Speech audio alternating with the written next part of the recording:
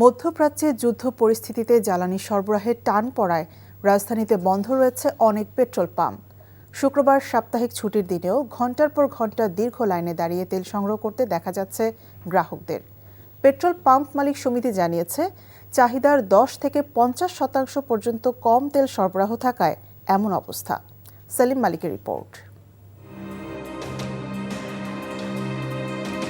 রাজধানীর মহাখালী ফ্লাইওভারের নিচ থেকে বিজয় সরণির ডাস্ট ফিলিং স্টেশন পর্যন্ত প্রায় 1.5 কিলোমিটার গ্রাহকদের এই দীর্ঘ লাইন বলে দেয় জ্বালানি তেলের সংকট কতটা ভয়াবহ।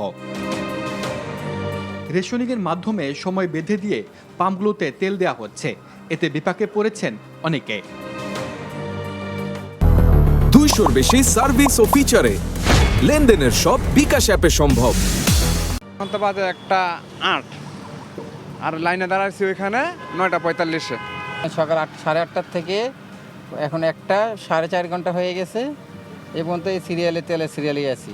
না, যুদ্ধের আগে যেরকম টাঙ্কি ফুল করে নিত, এখন তো সবাই টাঙ্কি ফুল তেল দেওয়া যাচ্ছে না।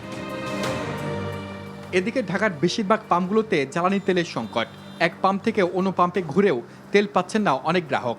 একদম বাজে পরিস্থিতি। সকাল থেকে 2 বার আসছি, এখন পর্যন্ত বলতেছি যে তেল নাই। তেলের জন্য মানুষের দ্বারা দ্বারা ফকিরের মতো ঘুরতেছি পাম্পে পাম্পে। ওই পানি দিয়ে মোটরসাইকেল চালাতে হবে, আনালে কোনো কিছু করার নাই। চাহিদা অনুযায়ী আমরা তেল পাচ্ছি না। আমাদের দৈনিক প্রয়োজন 27,000 লিটার অকটেন, কিন্তু আমাদের দিচ্ছে 9,000 লিটার অকটেন। 200-র বেশি সার্ভিস ও ফিচারে লেনদেনের সব বিকাশ অ্যাপে সম্ভব। এদিকে পেট্রোল পাম্প মালিক সমিতির সভাপতি জানালেন, চাহিদার 50% তেলও পাচ্ছে না কোনো পাম্প। মেইন সেন্টারে ওগুলো 10 to 20% তেল কম দিচ্ছে এই বর্তমান চাহিদায়। আর যেগুলো একটু দূরের পাম্প বা ওগুলো কাস্টমার কম যাওয়ার কথা, সেই সমস্ত পাম্পগুলোতে কোনো ক্ষেত্রে 50%ও দিচ্ছে না।